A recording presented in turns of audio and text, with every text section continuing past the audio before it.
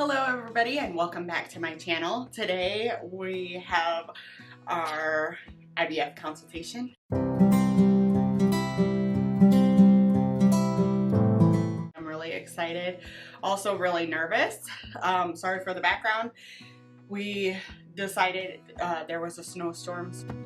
I don't need to feel lonely. I am finally home at last.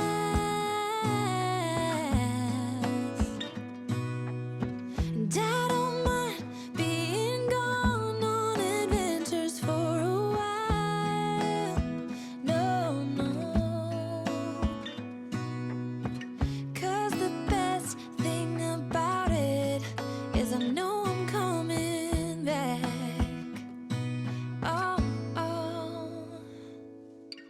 Of all the magic places in the world I've been to, this is where my heart is. Oh, you know it's true. No matter where I go, I'm coming home to you. It's super early. We've been up for a long time actually, but it's 5:42, so our appointment starts at 7:40. Here shortly we're gonna get something to eat. Everybody's a little bit hungry, but so I just grabbed my phone. We have some questions that we're ready and prepared for this IVF consultation. I'm a little bit nervous because there was another clinic that I thought would do a really good job.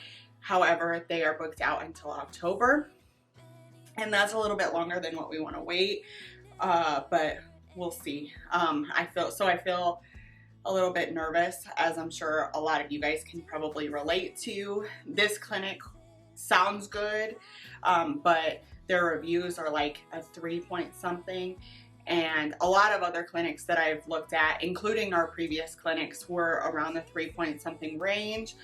But the clinic that I wanted to go to that is booked out till October, it is a 4.8, and so that's a significant difference. And so Trent and I kind of like talked back and forth about which one we should do, how we should do, like if we should wait that long. We kind of wanted 2021 to be our year. Well, we really wanted way before this to be our year, but that's besides the point. And we both feel very confident that 2021 is going to be the year, so hopefully it is the year.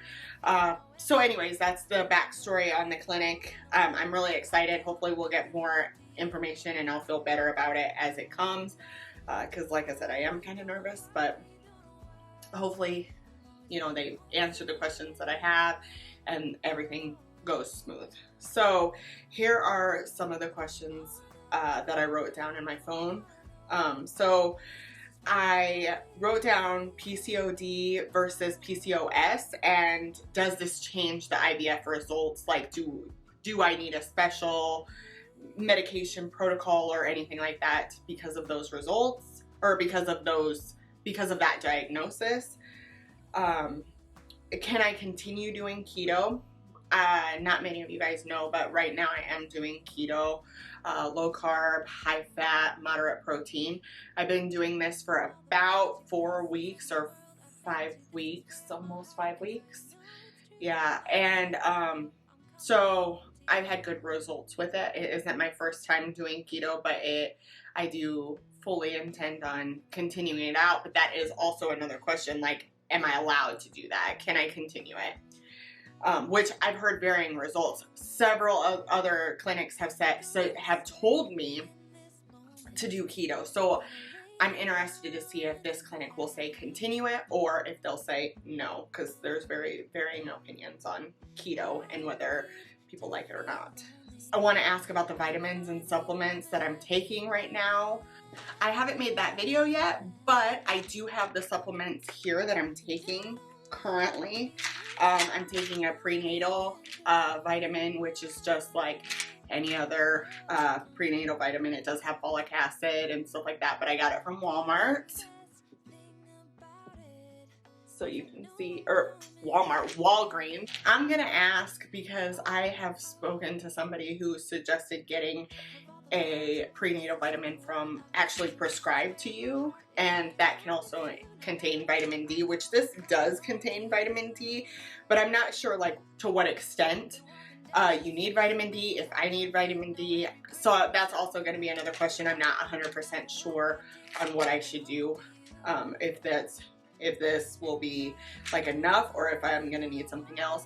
But I am going to ask about getting a prescription prenatal just to see if that is any different than what's over the counter, but we'll see. The next one I have is CoQ10. It's 200 milligrams. I chose to get these in gummies. I hate swallowing pills. I don't know if any of you guys are like me, but I hate swallowing pills. So like if I can find any supplement or anything in a gummy, which I can for the prenatal, but again, with keto, you have to watch out. So watch out for the carbs. It's 200 milligrams. You take 2 a day. I've been taking these for about probably 2 weeks now, at least. Yeah, it looks like a little over half gone. So probably about 2 weeks or 3 weeks, something like that. I've heard different things. I had one fertility clinic tell me that I needed to take this or that I would be taking this later on, but I hadn't ever started it. And so we'll see if she wants me to continue taking this or if I'll get off of this, but we'll find out more today. And then the last thing I just recently started, which I don't know if I recommend this or not, but I have been on different fertility groups on Facebook and stuff, and I found Myo and Inisitol. I'm not sure if I'm pronouncing it right. You can get it on Amazon. I ordered it on Amazon. I don't know if this is supposed to be taken or not. I've been taking it. I've read some really good reviews. If you have PCOS and you read reviews on this, they're like really good. The reviews are really, really good. For people who don't have PCOS and they take this, sometimes they talk about how it can mess up their cycle or stuff like that. Those are the reviews that I read for that. But if you do have PCOS, it talks about how it can give you your cycle and how Myo and D-Chiro are both good for the insulin resistance, and they work hand in hand, and there's like a ratio that it even says on here 40-1. So, you know, just conflicting information, but I'm gonna ask her about this as well. So we'll see if she wants me to take it. Also, a plus about this is that one of the things I heard was that it can sometimes take the place of metformin. And I don't know if any of you guys have been on metformin, probably a lot of you, because that's one of the first things they talk about or give you for any sort of fertility treatments. And my last clinic gave me like a super high dose. I've never been tolerant of metformin. My body just doesn't like it. The last time I was on it, I actually started getting some swelling, which I already suffer from swelling, minus when I'm on keto. Then my body doesn't seem to swell as much. It all seems to like go down. But normally I get a lot of swelling, and with metformin it just increases that like tremendously. I can't wear my rings, I can't, like, nothing. It's just completely like I'm blown up. So, and with this Myo and D-Chiro, I have not found that at all with this supplement. So I'm hoping that this is something that I can continue and that she likes, but we will see, because this was something I had never heard of previous to the fertility group, and so I'm not sure what she's gonna say about that, but hopefully. Should I add any vitamin D, which we already talked about? I'm gonna see if I can get that prescription prenatal with the vitamin D in it. That already does have some, but I don't know if it's enough. And then hopefully, like, are they gonna do a blood draw? So how many embryos are transferable? So I've mostly heard that clinics either do 1 or 2 embryos, and that's what they transfer. However, I just read an article recently, and I forget who it was by. I only saw one, and the article talked about how it is possible to do 3 embryos. I don't think we're ever going to do that, but I thought it was interesting that they said it was possible. I'm sure that's like with an older lady or older woman who's trying to get pregnant, but I'm not 100% sure. So that is another question. I'm just curious what they will say about that, like if they'll be supportive of that or not. or if it's even possible to do that or not. What the timeline looks like, I'm curious to see what the timeline looks like. I really prefer a frozen transfer. I've heard that there's lots of differing opinions on fresh or frozen transfers. I just have a feeling that I am going to overstimulate, and that's scary to me.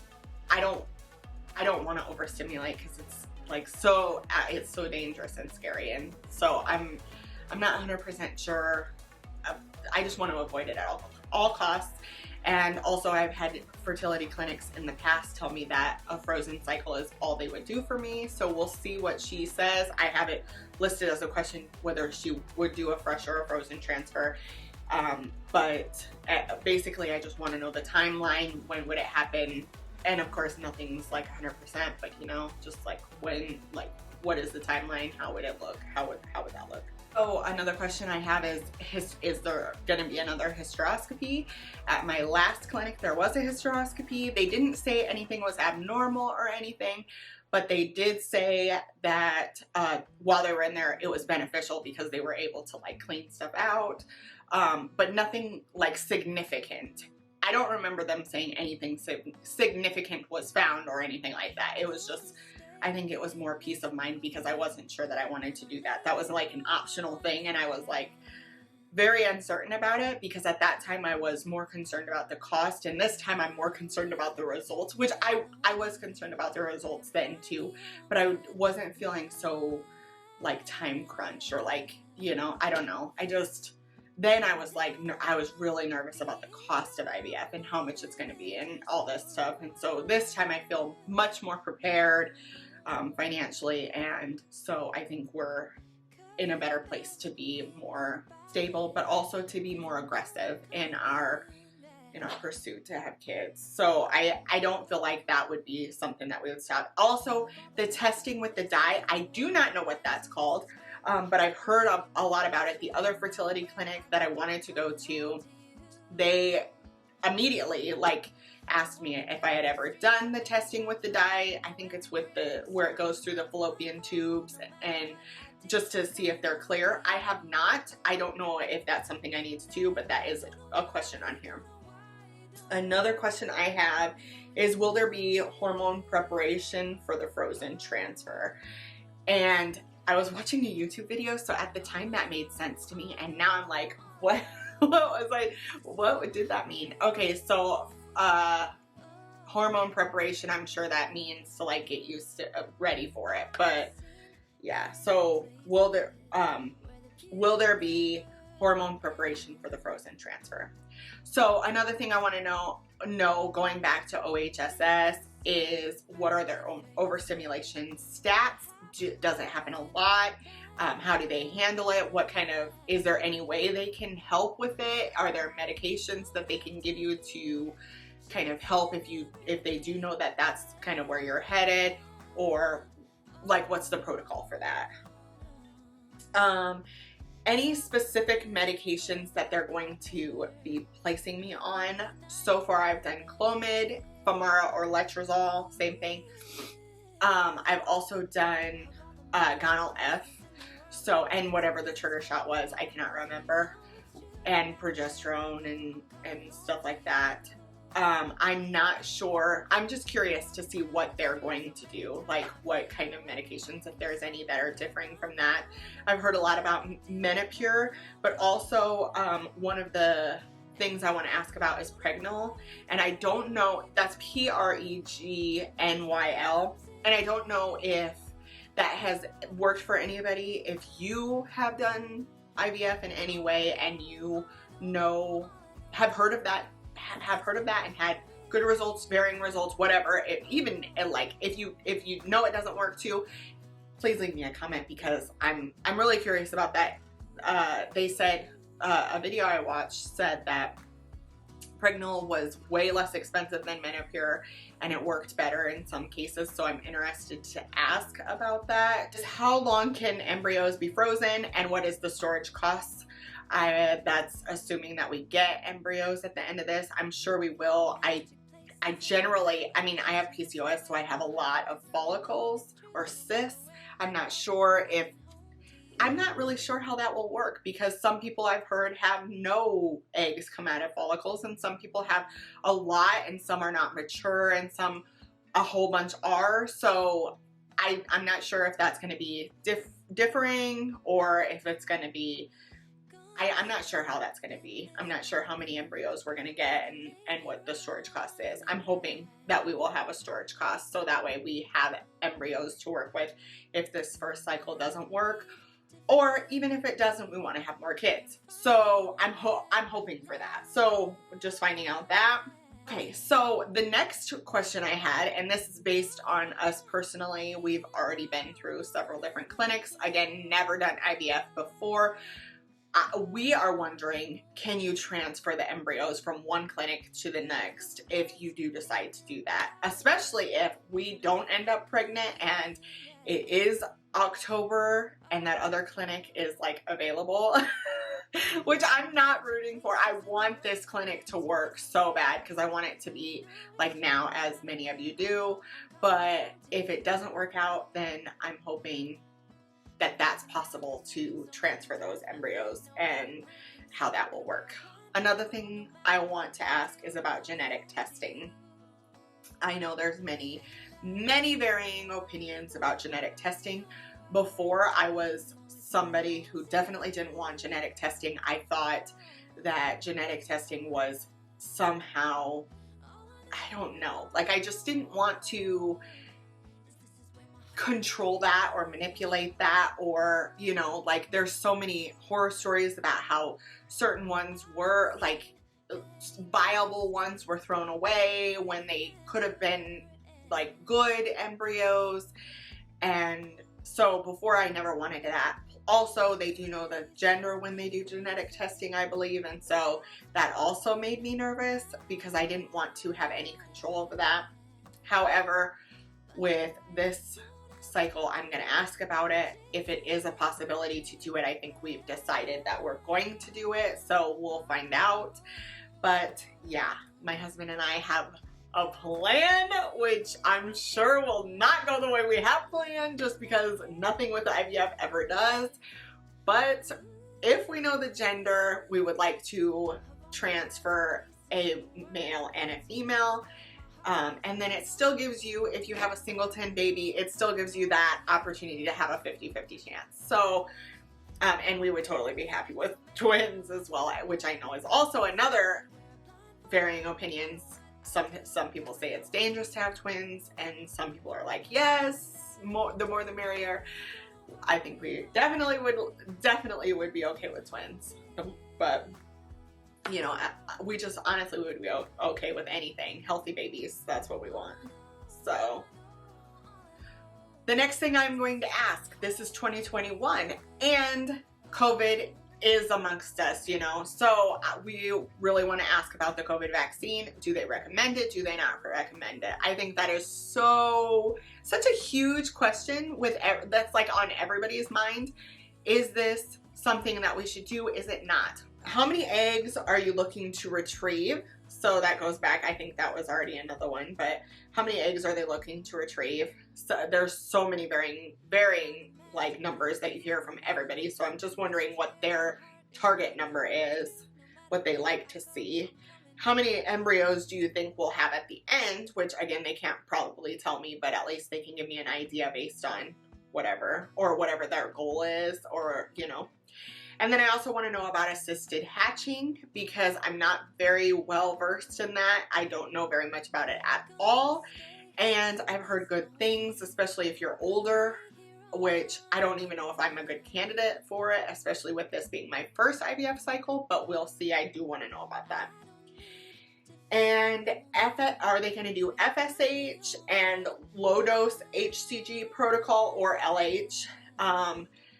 So I've heard different varying results with both. So I'm just, again, that goes along with the medications, that medication question. And progesterone, is it just going to be vaginal, or is it going to be vaginal with an injection? I've had just vaginal before.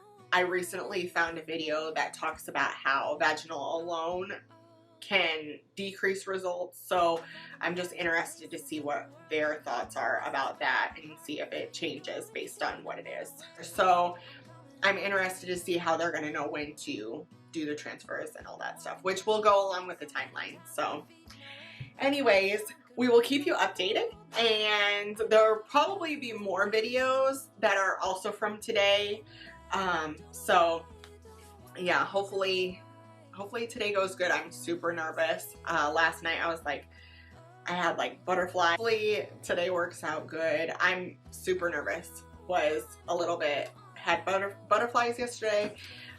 Did not feel that great, but yeah, it's just, yeah, it feels nerve-wracking, especially knowing that you're so close, or you feel like you're so close, and everybody thinks they're the exception. That's, I saw that in another video today. Everybody thinks that they're an exception and that it's going to work on the first time, and I'm not being unrealistic. I know that it's probably not. I don't know. I want to, like, I have a hard time because on one hand you want to stay positive and you want to like just be super like excited and ready, and which we are so ready, but on the other hand, you kind of want to be realistic too, and knowing that this doesn't always work out for everybody, and sometimes it does take multiple times and all of that stuff. So we are really excited and nervous. But anyways, if you liked this video, please like and comment down below if you have any suggestions for more questions, if you have anything that you'd like to see further. And thank you for continuing on with our journey, and hopefully today goes good, and we will keep you updated. Thank you, and talk to you soon.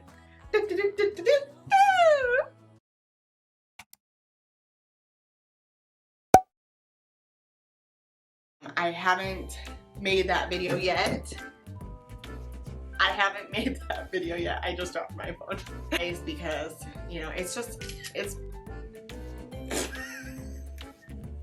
I just took a screenshot of nothing. But so I don't know if that works or not. Sorry. I don't know if that works or not.